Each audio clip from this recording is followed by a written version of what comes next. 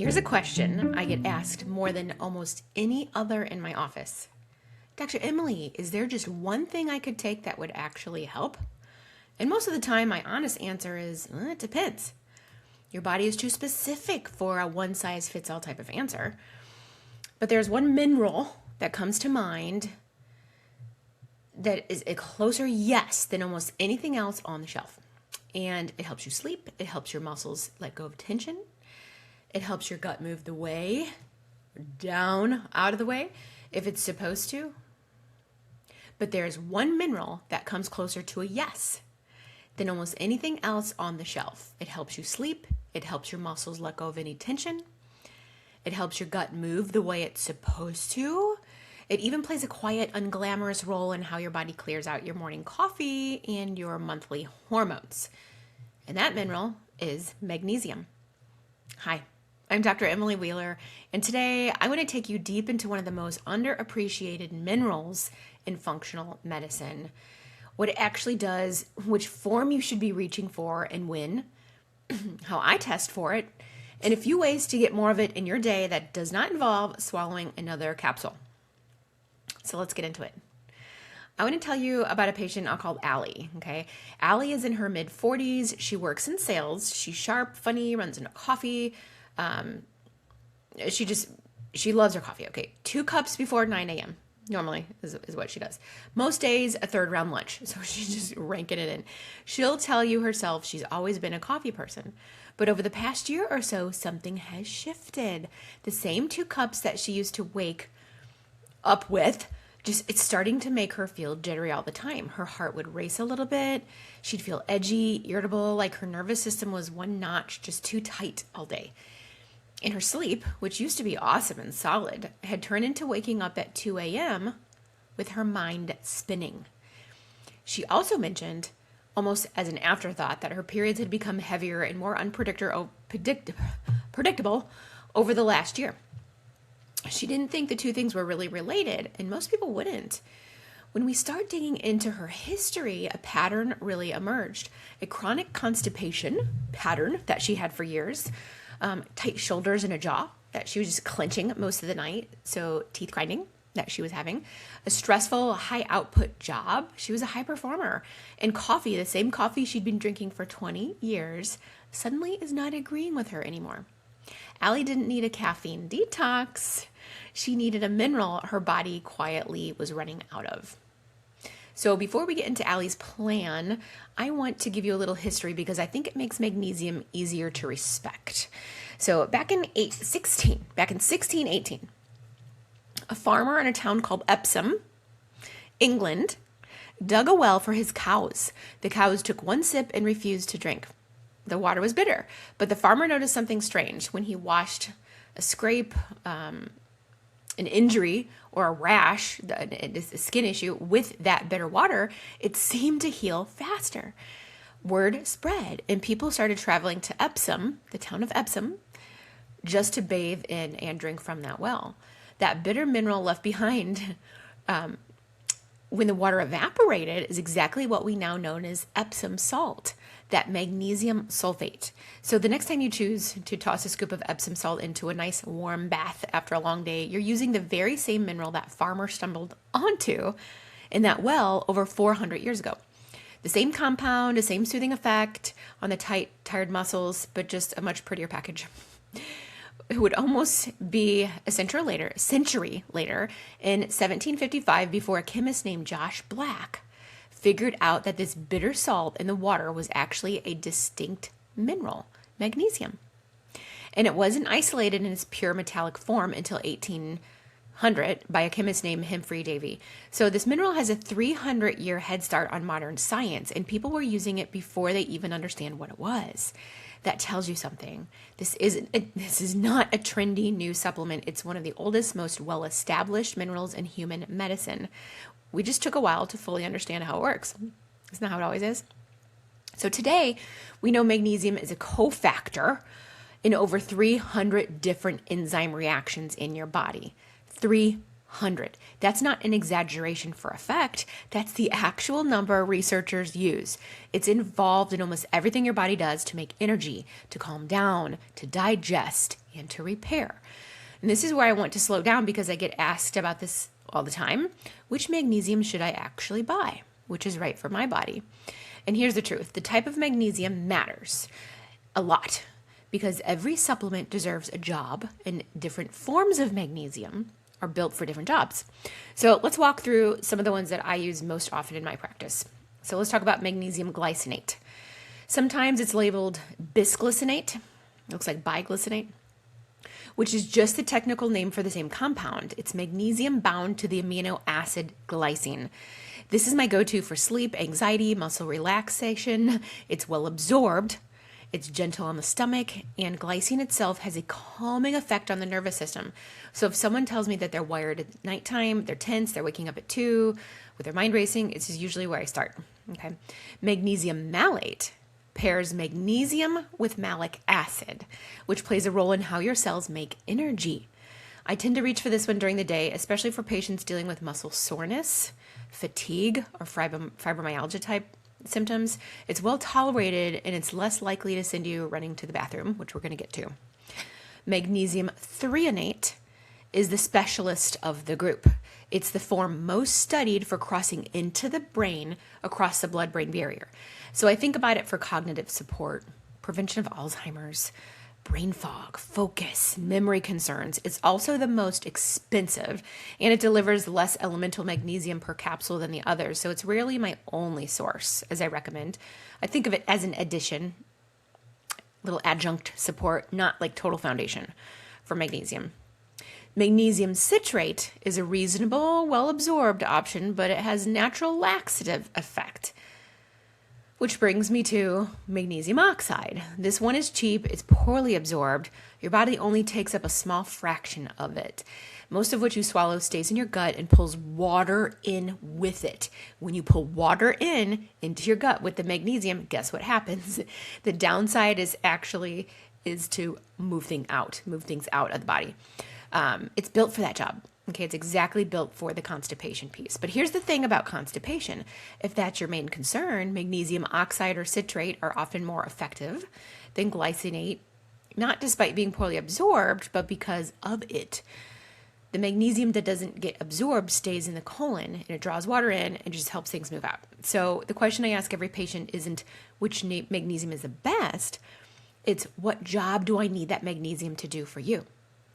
Sleep and anxiety, glycinate. Daytime energy and muscle soreness, think malate. Cognitive support, think threonate, usually alongside another form since it's a support product. And for constipation, use citrate or oxide. Don't buy the bottle with the prettiest label. Buy the form that matches the job. Let's talk about what's actually happening on the inside, because I think when you understand the mechanism, the why clicks into place. So magnesium is often called nature's relaxation mineral, and that's not just marketing phrase. It works directly on your nervous system in a few different ways. And I want to walk through this a little bit more carefully because it's interesting it's just interesting when most people realize this. So the main mechanism is magnesium binding to GABA receptors. GABA being your brain's primary calm down signal. Okay, when magnesium is on board, that calming signal comes from really loud, really clear, and it helps support that calming effect. When magnesium is low, GABA signaling gets blunted, and your nervous system tends to run a little too hot, even when you're lying in bed trying to sleep. At the same time, magnesium acts as a natural brake on different receptors called NMDA receptors, which otherwise keeps your neurons more excitable. On state. So if you've got magnesium doing two different jobs at once, amplifying the calm down signal and quieting the stay alert signal, that's a really, really great match. So magnesium also helps regulate your HPA axis. This is the system that controls your cortisol output. So cortisol can taper off in the evening the way it's supposed to. That's your excitatory neurotransmitters and hormones. Instead of staying elevated and keeping your mind wired past bedtime. So this is really helpful to help support brain support. Now, here's the piece people ask me about the most, and it's about melatonin. And I want to be precise about this because it's often described really inaccurately. Magnesium is not a raw ingredient in melatonin. It doesn't get built into the molecule. What magnesium actually does is act as a cofactor for the enzyme that converts serotonin into melatonin. It's involved in that final conversion step. So think of it like an assembly line. Serotonin is a raw material coming down the belt. There's a station at the very end of the line whose only job is to take serotonin and convert it into melatonin. Magnesium is the worker standing at the station running the machine that makes the conversion happen. So without enough magnesium on shift, serotonin can pile up, and at that last station, and less of it actually is getting converted into melatonin on time. And you add magnesium back in, and that last step runs smoothly again. Think of it like a factory, okay? So the honest picture is this. The biggest reason magnesium helps you sleep is direct action on GABA, NMDA, and cortisol. And that's the main event. Melatonin support is real, but it's the supporting piece, working quietly upstream from the hormone that actually signals that it's nighttime in your brain. So at the muscular level, magnesium and calcium work as a pair. Calcium tells a muscle to contract. Magnesium tells it to release. If you've ever had a middle of the night calf cramp, or you carry chronic tension in your shoulders and jaw, that's often a magnesium-calcium imbalance playing out in real time. And as for digestion, as I mentioned, certain forms pull water into the colon and support motility, which is why magnesium is one of the most reliable, gentlest tools that I have for chronic constipation. It does a lot of great work. Anxiety, muscle tension, sleep, digestion, on paper, those look like 4 unrelated symptoms, but in the body, guess what? They're often the same root system asking for the same mineral. Now, let's get back to Allie, because this is one piece that actually solved her puzzle. There's a gene called COMT, or COMT, short for catechol methyltransferase. I know, it's a mouthful, but here's what it actually does. COMT is the enzyme responsible for clearing out a group of compounds called catecholamines. That's dopamine, epinephrine, norepinephrine, your body's natural go chemicals. It's the on, it's the gas pedal.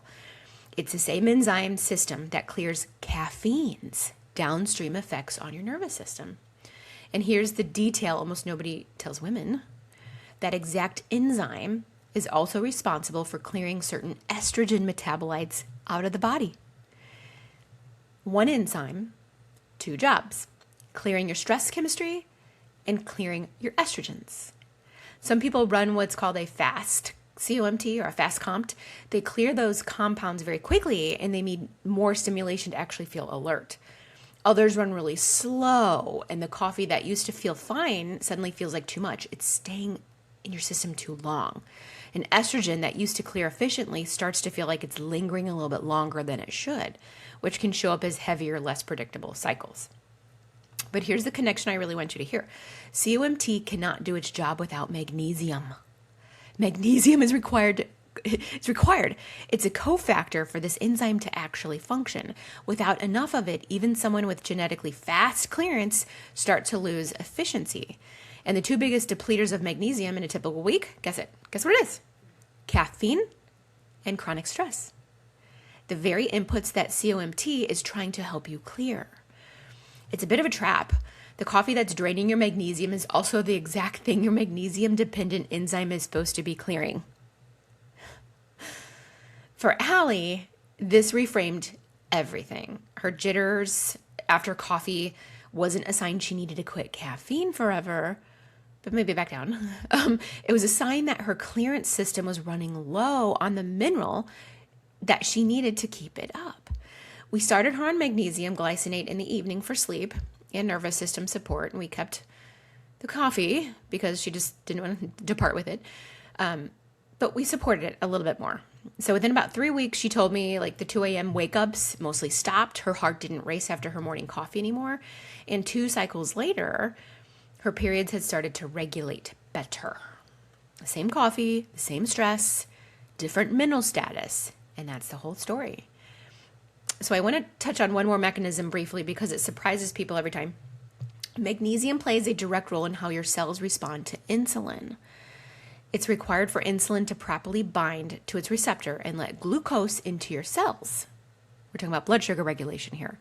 When magnesium runs low, that signaling becomes less efficient, which means your body has to produce more insulin to do the same job, and blood sugar regulation becomes a little bit harder across the board. I'm not telling you magnesium replaces a thoughtful approach to blood sugar, but if you're already working on nutrition, movement, and sleep, and your numbers still aren't quite where they want them to be, magnesium status isn't too shabby of a place to look at. So take a look at it.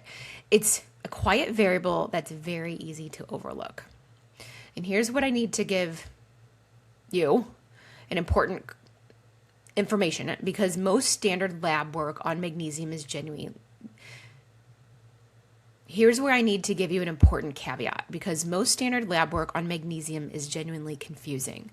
When your doctor orders a basic magnesium test, it's almost always serum or extracellular magnesium, the magnesium that's outside of your cells, circulating around. And here's the problem with that number. Only about 1% of the magnesium in your entire body lives in your bloodstream. The other 99% is inside your cells and in your bones. Your body works very hard to keep that 1% looking normal, even when your actual stores are running low. And it will pull magnesium out of your muscles and your bones to keep your blood level stable, which means you can genuinely significantly be depleted and still have a completely normal serum magnesium on paper. And this is why I don't rely on serum magnesium alone. I look at red blood cell magnesium, or RBC magnesium. Red blood cell magnesium, this test measures magnesium inside your red blood cells, which gives much better window to your actual intracellular status over the past few months, since red blood cells live for about 120 days, like 3 months. Okay, so if you've ever been told your magnesium is normal, but you still have the tight shoulders, restless sleep, constipation, caffeine sensitivity, stress, that normal number may simply be measuring the wrong pool. So ask about red blood cell magnesium specifically. It's a different test, and for most of my patients, it tells a very different story. Now, I don't want you to think the only way to support your magnesium is another bottle on the counter. There are some genuinely enjoyable ways to bring it in more effectively. So mineral water is one of my favorites, and most people have no idea that the magnesium content varies widely by brand. Gerolsteiner is one of the highest at over 100 milligrams of magnesium per liter. San Pellegrino has some, but noticeably less, around 50 milligrams per liter. Fiji water, which is easiest to find almost anywhere, is on the lower end, around 15. So 100 to 50 to 15. It's a nice everyday drink, but if you're specifically shopping around for magnesium content in a mineral water, that German brand, Gerolsteiner, which you can find at Trader Joe's, is going to do far more work for you per bottle. So food-wise, pumpkin seeds, leafy greens, dark chocolate, and avocado are some of the most richest sources of magnesium. And here's what I want you to walk away with. Okay, magnesium isn't just the sleep mineral or the constipation fix. It's a foundational cofactor woven through your nervous system, your muscles, your digestion, your blood sugar regulation, and through COMT, your stress chemistry, your hormone clearance, all at once. The form matters. Glycinate for sleep and anxiety, malate for energy and muscle soreness, threonate for cognitive support, citrate or oxide for constipation. Match the form to the job.